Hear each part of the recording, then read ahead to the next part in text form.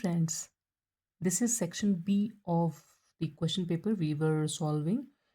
So here we have to prove that roots of the quadratic equation given are equal when q plus r is 2p.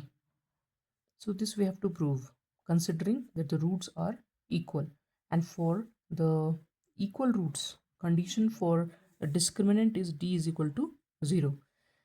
D is equal to 0 means b square minus 4ac is equal to 0, and in the given quadratic equation a is p minus q. This is the coefficient attached with x square, and q minus r is b and r minus p is c, including the sign, isn't it? Now we are simply substituting the values for b, a, c in this equation. So b is q minus r, so q minus r the whole square minus 4 times a is p minus q, and c is r minus p. And now we will proceed, it's a simplification, and let's see what we get. So on simplifying it, what we get is expand it using a minus b whole square formula. So a square plus b square minus 2ab minus 4 times. Now I'm multiplying these two brackets, this with this, in the square bracket. So pr minus p square minus qr, and minus into minus is plus qp is equal to 0.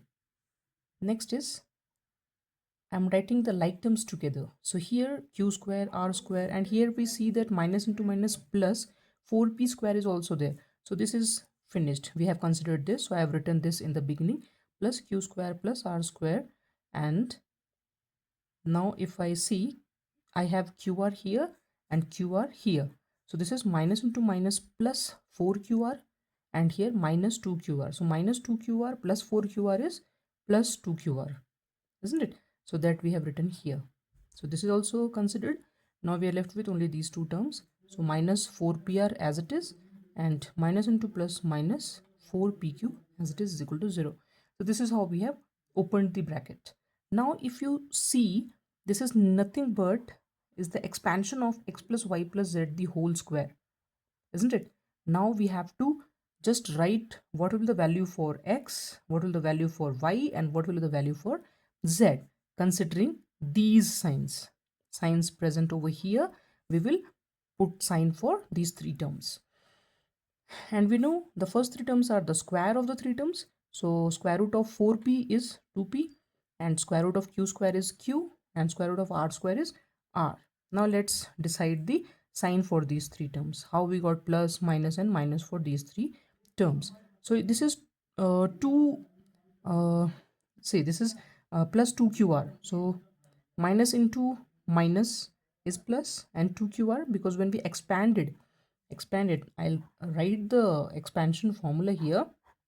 Like if I x plus y plus z the whole square is x square plus y square plus z square plus 2xy plus 2yz plus 2zx. Since 2 is already present in the formula, so this 2 is existed by that. Now the next sign is negative sign here. So pr, this into this.